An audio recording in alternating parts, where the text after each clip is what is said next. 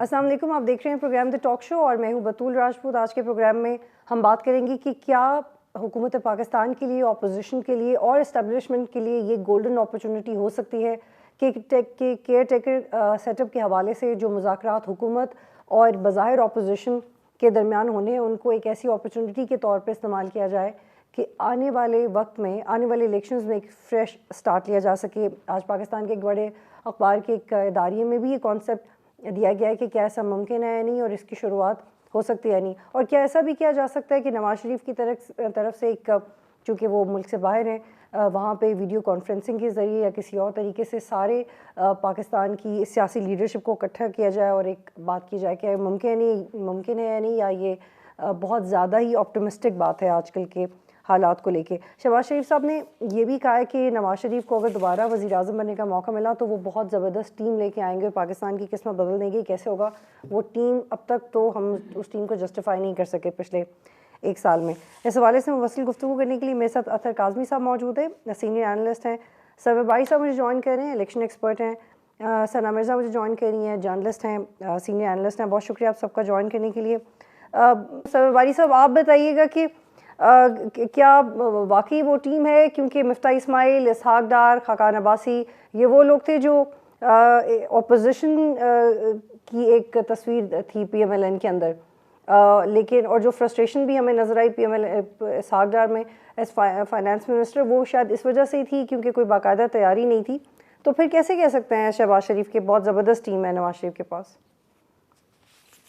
देखिए, पहली बात तो ये है कि नवाज शरीफ साहब पहली दफ़ा तो वज़ीर आज़म नहीं बनने जा रहे होंगे और ना ही शहबाज शरीफ साहब पहली दफ़ा जो है वो इक़्तिदार में आए हैं। वो पंजाब में बहुत दफ़ा वज़ीर आला रह चुके हैं और उनकी टीम का भी एक लंबा तजर्बा है। लेकिन अगर हम किसी कसौटी पे अगर जांचना है हमने उनकी उनकी टीम को और उनकी क़यादत को, तो हमारे पास बहुत सारे इंडिकेटर्स हैं। मसलन ह्यूमन डेवलपमेंट इंडेक्स पे पाकिस्तान जो है वो नीचे जा रहा है, ऊपर नहीं आ रहा।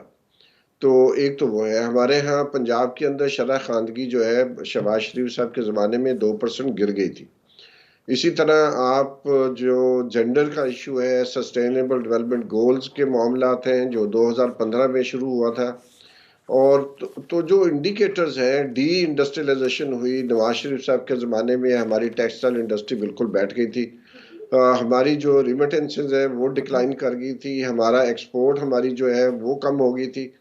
तो जो GDP टैक्स रेशो है वो भी हमारे सामने है। तो बहुत सारे जो इंडिकेटर्स हैं पाकिस्तान की डेवलपमेंट के, वो तो हमारा एतमाद कायम करने में नाकाम रहते हैं। तो इसलिए ये कहना कि अब के वो आए तो बहुत आला कारकर्दगी का मुजाहरा करेंगे। देखिए, दुनिया भर में इंडिया में आज देख लें, हमारे सामने है कांग्रेस पार्टी की क़यादत जो है, उसका वोट बैंक कितना है। मोदी बिल्कुल एक नया शख्स आया है, उसने जो कारकर्दगी की है। बाकी सब जो जो बुनियादी तौर पर जमहूरी निज़ाम के अंदर लोगों ने फैसला करना है कि कौन उनका पसंदीदा लीडर है, चाहे वो ठीक है सर भाई साहब, आप मेरे साथ ऐसे। ही अथर बताइएगा कि शहबाज शरीफ साहब ने ये भी कहा कि इमरान खान ने तो एक भी ईंट नहीं लगाई बल्कि सिर्फ ईंट से ईंट बजाई है।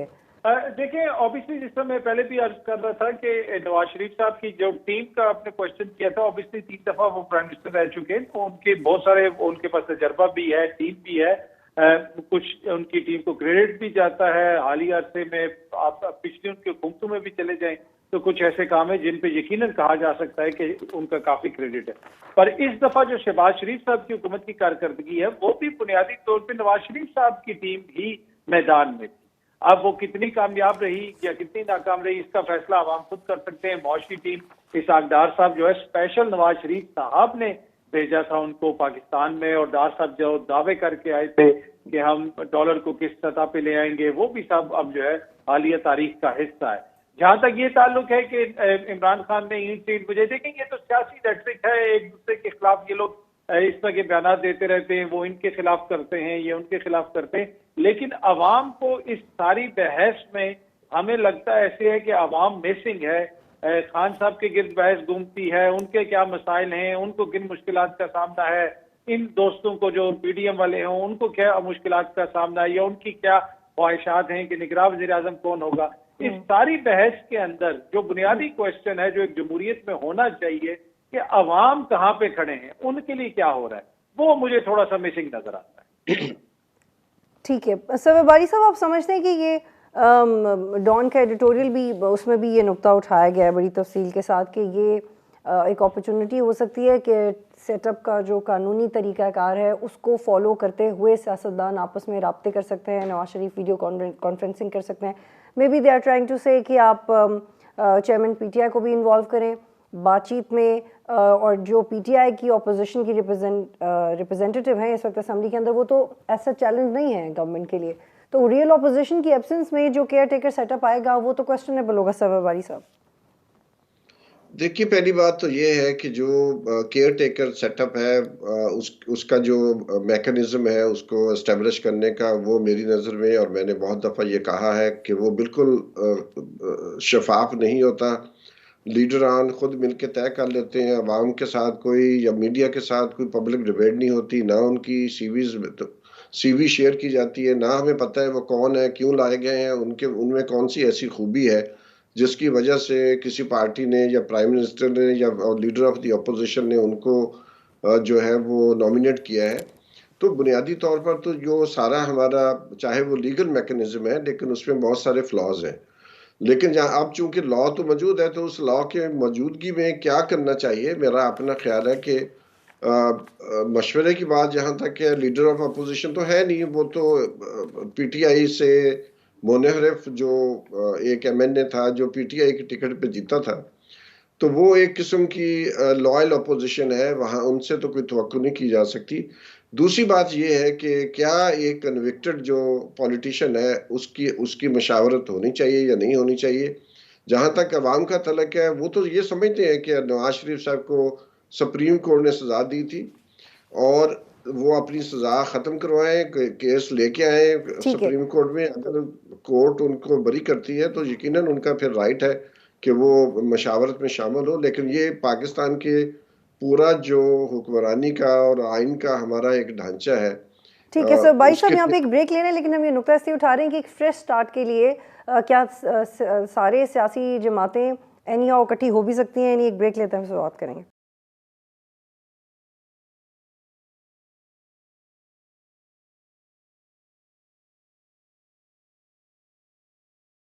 प्रोग्राम में खुशामदीद। सना मिर्ज़ा साहब ने भी ज्वाइन किया है। सना, थैंक यू फॉर ज्वाइनिंग। आपके ज्वाइन करने से पहले एक पॉइंट पे हम बात कर रहे थे कि are you confident of the team that Shahbaz Sharif talks about. वो कहते हैं कि जी नवाज शरीफ आएंगे, उनके पास बड़ी ज़बरदस्त टीम है और फिर वो पाकिस्तान की किस्मत बदल देंगे अगर उन्हें मौका मिले।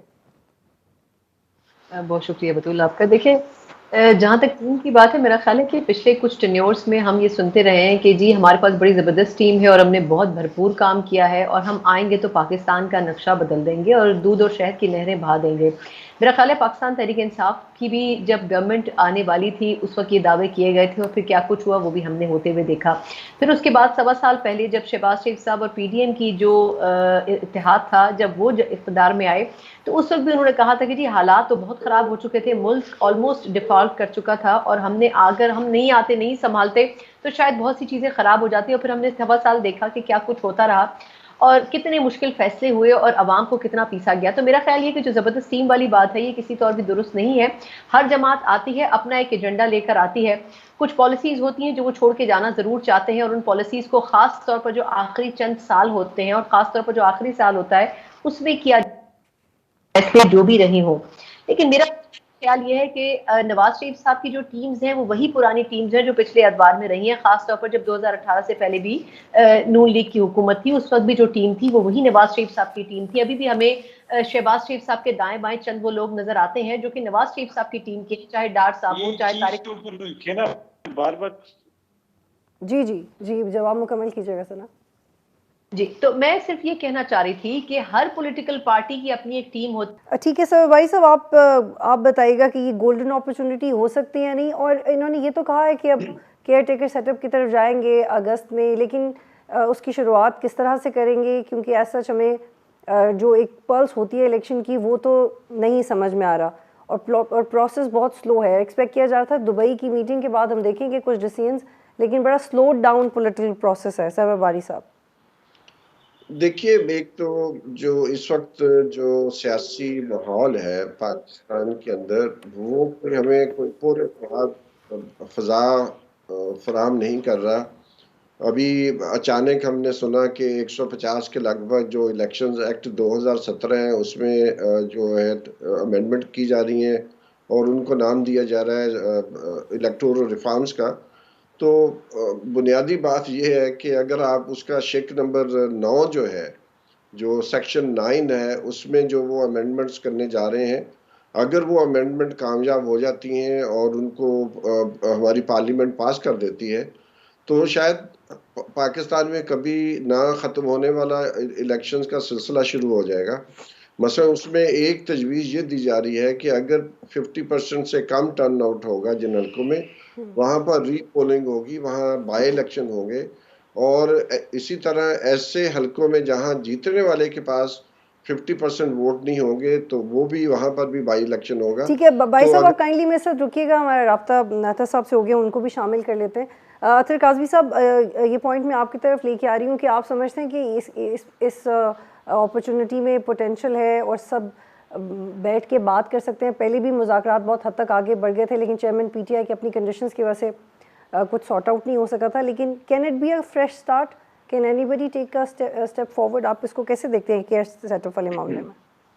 देखिए, आइडियल वर्ल्ड में तो होना चाहिए, ये हो सब कुछ होना चाहिए, सियासतदानों को मिल बैठ के बात करके ही मसाइल हल करने चाहिए। लेकिन चेयरमैन पीटीआई जो हैं वो इनकी सियासी इनिंग्स बिल्कुल खत्म कर देंगे अगर वो इनके साथ बैठे। तो असल में मसला ये है कि इनकी सियासत सारी खड़ी इसलिए है कि ये इमरान खान के या चेयरमैन पीटीआई की मुखालफत में सियासत कर रहे हैं। उनकी सियासत इसलिए खड़ी है, उनका जो पूरा सियासी बयानिया चेयरमैन पीटीआई का कि ये लोग खुदा न खास्ता बहुत बुरे हैं, इनमें ये मसाइल हैं। तो दोनों की जो सियासत है वो तभी चलेगी जब ये एक दूसरे की मुखालफत में खड़े हों। तो मुझे नहीं लगता कि एनी टाइम सून ये लोग इकट्ठे बैठ के कोई फैसला करेंगे। और जिस तरीके से हमने देखा कि पहले ये बताया गया कि जब तक मर्दमशुमारी नहीं होगी तो इलेक्शन नहीं हो सकते जी, और अब कह रहे हैं कि पुरानी पे ही होगी, पुरानी पे ही होगी। तो वो प्रॉब्लम ये है ना कि ये सब अपने अपने मफादात की जंग है दोनों तरफ से। हमें यही लगता है कि अपने मफादात को जो है वो तरजीह दी जाती है। तो हर किसी को एक एक कदम पीछे लेना पड़ेगा अगर मामलात को दुरुस्त सिमत में लेके जाना है। लेकिन बदकिस्मती से बतूल मुझे वो होता हुआ नजर नहीं। सना, अब मर्दमशुमारी को लेके हमने बड़ी ज़बरदस्त मीडिया कवरेज भी देखी है सोशल मीडिया पे भी, पर्टिकुलरली सिंध के अंदर, कि अभी तो डिजिटलाइज कर दिया है, ये स्पीड अप हो जाएगा मैटर, और फिर एमक्यूएम के तहफ़्फ़ुज़ात भी दूर होंगे। लेकिन फिर एकदम से ये कहना कि पुरानी मर्दमशुमारी पे होंगे, और पिछले 1 साल से हमने बार बार सुना है कि हम सेंसस का वेट कर रहे हैं, ये बहुत अहम है, और ये इसलिए थोड़ी कम वक्फे की बात हो रही है ताकि सियासी जमातों के तहफ़्फ़ुज़ात को दूर किया जा सके। लेकिन ये तो चैप्टर क्लोज़ हो गया है, और विलिंगली क्लोज़ हो गया है, और एमक्यूएम ने भी इस पर आमादगी का इज़हार किया। ऐसा क्यों? देखिए, मेरा ख्याल है कि एमक्यूएम ने तो काफ़ी पहले, जब ये मिडिल स्टेज में थी मर्दमशुमारी की, तो उस वक्त भी इन्होंने यही कहा था कि हमें तहफ़्फ़ुज़ात हैं। फिर पाकिस्तान पीपल्स पार्टी ने बड़ा ओपन कहा था कि जी अगर ऐसा हुआ तो फिर हम इत्तेहाद ख़त्म कर देंगे। मेरा ख्याल ये है कि शुरू में इस बात को जवाब बनाया गया, बहाना बनाया गया कि इलेक्शन टाइम पर नहीं हो सकते। और हमें याद होगा जब हमने कहा था कि जनवरी फरवरी में मर्दमशुमारी स्टार्ट होनी है, फिर जी डिलिमिटेशंस होनी है, फिर नए सिरे से हल्का बंदियाँ होंगी, फिर उसके बाद प्रोसेस आगे होगा, फिर वोटर्स और पूरा सिस्टम जो है उसको एक दफ़ा दोबारा उसका कैथारसिस करने की जरूरत है। तो मेरा ख्याल है कि वो सिर्फ एक टाइम गेन करने की कोशिश थी जो मौजूदा हुकूमत ने की थी। इस मर्तबा ऑब्वियसली बहुत से वेग स्टेटमेंट्स थे, लेकिन जिस तरह राना सनाउल्लाह साहब ने कल रात बात की है कि जी पुरानी मर्दमशुमारी पे ही इस मर्तबा किया जाएगा, तो ऑब्वियसली इसमें बहुत से स्टेक्स हैं। बलूचिस्तान में भी इस हवाले से रिजर्वेशन पाई जाती है, सिंध में ऑब्वियसली पीपल्स पार्टी बड़ी इत्तेहादी है, उनकी भी रिजर्वेशन पाई जाती हैं, क्योंकि बल्दियाती इलेक्शन के टाइम जिस तरीके से उन्होंने कुछ किसी हद तक मैनिपुलेशन की थी सिंध में, और उन्होंने बड़ी हद तक जो दूसरी पॉलिटिकल पार्टीज के ओपोनेंट्स थे उनको साइड बैक किया था। तो मेरा ख्याल है कि ऑब्वियसली पाकिस्तान पीपल्स पार्टी की सेब बड़ी इंपॉर्टेंट है, लेकिन इनके लिए ये इंपॉर्टेंट नहीं है कि मर्दमशुमारी जो है वो नए या पुराने तरीके से हो। इनके लिए ये इंपॉर्टेंट है कि किस टाइम फ्रेम में हो, हमने किस टाइम फ्रेम में क्या कुछ करके जाना है। अगर ये हल्का बंदियां नए सिरे से एस्टैब्लिश होती हैं तो उसमें बहुत सारी चीजें जो है वो चेंज हो जाएंगी, और पंजाब में भी हो जाएंगी, कहीं सीटें कम हो जाएंगी, कहीं सीटें ज्यादा हो जाएंगी, और फिर उस वक्त जो क्रियोस पैदा होगा, मेरा ख्याल है कि इस वक्त पीडीएम की उनके अंदर भी जो इख्तलाफात मौजूद हैं वो खुलकर सामने आ जाएंगे।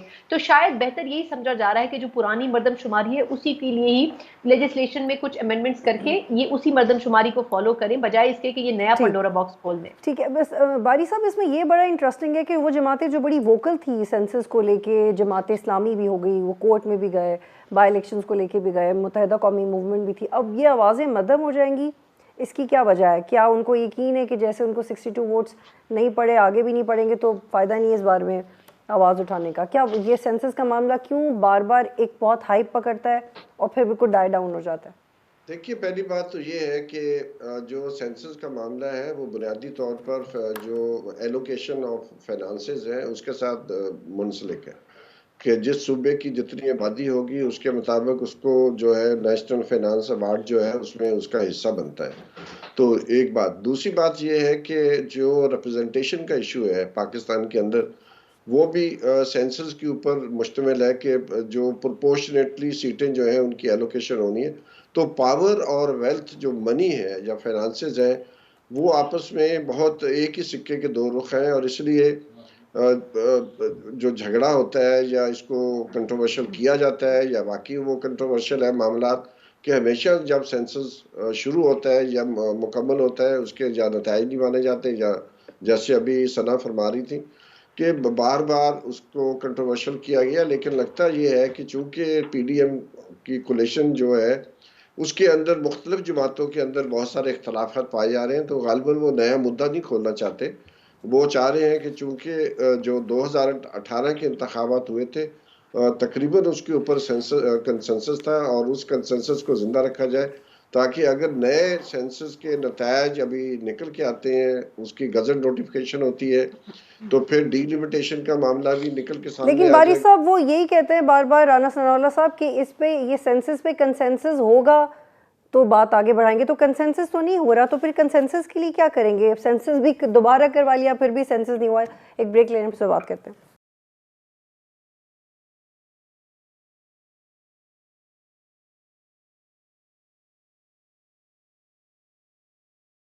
प्रोग्राम में खुश आमदीद जी। भाई साहब शॉर्टली इस पे कमेंट करें, फिर मैं आता काजमी की तरफ जाती हूँ कि तो ये फिर हम कंसेंसस का कितना इंतजार कर सकते हैं सेंसस करवाने के लिए? नहीं, देखिए उसका तो सारा जो सिस्टम है वो मौजूद है, लॉ में लिखा हुआ है, उसको ज्यादा डिले तो किया नहीं जा सकता। गो कि इन्होंने बहुत डिले किया है, लेकिन अभी तो टाइम ही नहीं है, 4 हफ्ते हैं। और जो ही केयर टेकर गवर्नमेंट बनेगी इलेक्शन कमीशन के ऊपर लाजिम हो जाएगा कि वो फौरन डेट दे। वो डेट के मामले पर उसको डिले नहीं कर सकता इलेक्शन कमीशन। ठीक है, और ठीक फिर है। अगर इलेक्शन नहीं करवा रहे तो यकीनन फिर ये किया जाएगा कि जी नया सेंसस आएगा उसकी बेस पे किया जाएगा। और मैं समझता हूँ कि बहुत सारी जो अनसर्टेनिटी और पाई अगर जा रही इनमें है। क्लैरिटी होती इन मामलात में तो सेंसस के बाद डिलिमिटेशन का वक्त भी निकल आता और फिर आप जी इलेक्शन की अभी तो तरफ जाते अगर क्लैरिटी होती मामलात में। जी प्लीज़, आई होल्ड यू है। अदर काजमी साहब आप भी इस पे कमेंट करें कि क्यों पाकिस्तान में इतना मुश्किल है सियासी जमातों को इस इत्तफाक पे लाना कि मरदमशुमारी के मामले में कितनी फ्लेक्सिबिलिटी दिखाने की ज़रूरत है? ये क्यों इतना मुश्किल हो जाता है हुकूमतों के लिए हर दफ़ा? देखिए, इससे आप पूरे निजाम की क्रेडिबिलिटी का अंदाजा लगा लें कि अपने शहरियों को गिनना, ये इसमें कौन सी ऐसी रॉकेट साइंस है, उसके ऊपर भी हम कोई ऐसा मैकेनिज्म नहीं बना सकते कि जिसके ऊपर हम इत्तेफाक कर सकें। और उसके साथ साथ देखिए ये जो सेंसिस है इसके लिए 34 बिलियन रुपीस 34 अरब रुपया मुख्तस किया गया था, और मार्च के महीने में तक जो है वो 20 अरब रुपया जो है वो अलॉट भी हो चुका था, वो दे दिया गया। अब वो जो इतना पैसा लगाया वो किधर गया? वो उसका जवाब कौन देगा? इसलिए कि यहाँ पे तो बताया गया था कि इलेक्शन करवाने के लिए हमारे पास 20 अरब रुपया भी नहीं है, और यहाँ पे सेंसिस के ऊपर इतना ज्यादा पैसा जो है वो खर्च हो गया। तो ये बड़ा इश्यू है। अब इसमें देखिए लगता है इसी तरह है कि इसमें टोटल इसमें आवाम की स्टेक इतनी सी है कि आवाम को हर कुछ सालों के बाद गिन के तो उस गिनती को मुतनाज़ बना दिया जाता है कि जनाब ये गिनती ठीक है या नहीं है। तो मुझे नहीं लगता कि इसके ऊपर भी कोई कॉन्सेंसस होगा। वो उसकी बुनियादी वजह वही है जो मैंने पहले भी अर्ज की कि यहाँ पे जाती ग्रोह या आपकी जो ठीक है अतर साहब, एक और जाविये से आप तीनों से मुझे जवाब चाहिए। मुझे वाइंड अप भी कर रहे हैं और एक और जाविये से आपसे बात करना चाह रही हूँ कि जो IMF के साथ डील हुई है, 3 हुकूमतें ने इस डील में परफॉर्म करना है, इसकी मेंटेनेंस के ऊपर काम करना है, लेकिन मुबस्सरीन और मौशी सूरत हाल को समझने वाले लोग ये कहते हैं कि इवेंचुअली इसहाक डार साहब ने पैसे लेके पैसे वापस ही करने हैं. This is exactly what we are going to do in coming 9 months. So this is what it is. Athar Kazmi साहब. देखिए, अनफॉर्चुनेटली ये कोई इसहाक डार साहब तक लिमिटेड नहीं है ये चीज. ये 75 साल की कहानी. हुकूमतें पैसे लेती रही और पैसे वापस करती रही. तो ओवरऑल इस जो इकोनॉमी की सिचुएशन है इस वक्त, इसमें आपकी एक लंबी स्टोरी है. हाँ, मौजूदा हुकूमत के ऊपर बहुत सारे सवाल उठ सकते हैं. जिस तरीके से उन्होंने वायदा किया, पहले हो सकता था रुपए की कदर में इतनी कमी ना होती.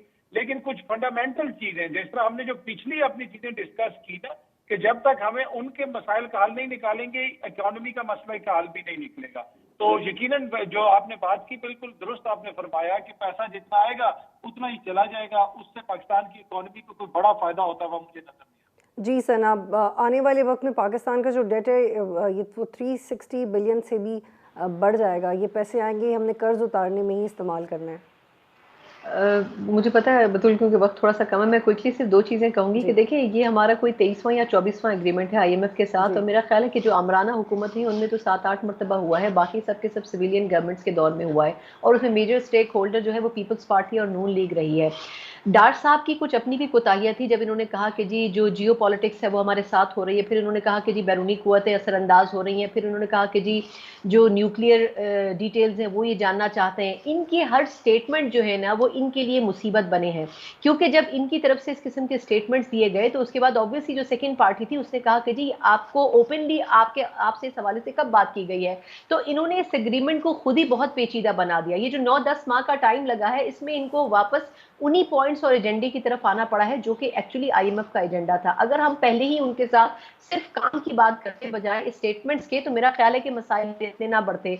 प्रैक्टिकल ग्राउंड के ऊपर मेरा ख्याल ये है कि हम डॉक्यूमेंटेड अंदाज में उनसे डील नहीं कर रहे थे, हम सियासी अंदाज में उनसे डील कर रहे थे. और वो जिस किस्म का कॉर्पोरेट इदारा है, मेरा नहीं ख्याल कि वो सियासी बयानात का सियासी तौर पर जवाब दे सकता. मेरा ख्याल ये है कि जिस तरीके से वज़ीर-ए-आज़म ने पुश किया, फिर उसमें चीन का बड़ा असर रसूख रहा, दीगर ममालिक का रहा, तो ऑब्वियसली उसमें वज़ीर-ए-आज़म साहब की इंटरवेंशन ने इस मुआहदे को हतमी शक्ल दिलाई. अदरवाइज इसहाक डार साहब जिस नहज पर लेकर जा रहे थे, बहुत मुश्किल था कि उनके रिजिड बिहेवियर की वजह से ये एग्रीमेंट हो पाता. लेकिन सवाल ये है कि ये हमारा आखिरी एग्रीमेंट नहीं है.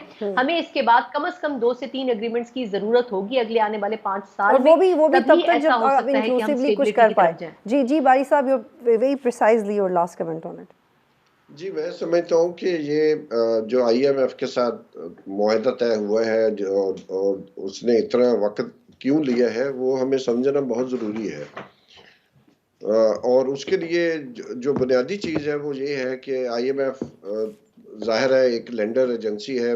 सना ने सही कहा कि वो, मुझे 1 मिनट जी. तो बुनियादी बात तो यही है कि जो लेंडर्स हैं उनकी शराइत मानी गई हैं तो फिर ही किया गया. और वो क्या शराइत हैं वो हम में से किसी को नहीं पता कि वो शराइत हैं क्या. तो इसलिए उनको तो मैं समझता हूँ पब्लिक करना चाहिए. और जो रकम आ रही है पाकिस्तान से, उसका बहुत ज़रूरी है कि वो तय किया जाए कि वो जो रकम है. बहुत शुक्रिया सर बारी साहब. सना मिर्जा साहिबा, अतर काज़मी साहब प्रोग्राम में ज्वाइन करे थे. इजाज़त दीजिए. अल्लाह हाफ़िज़.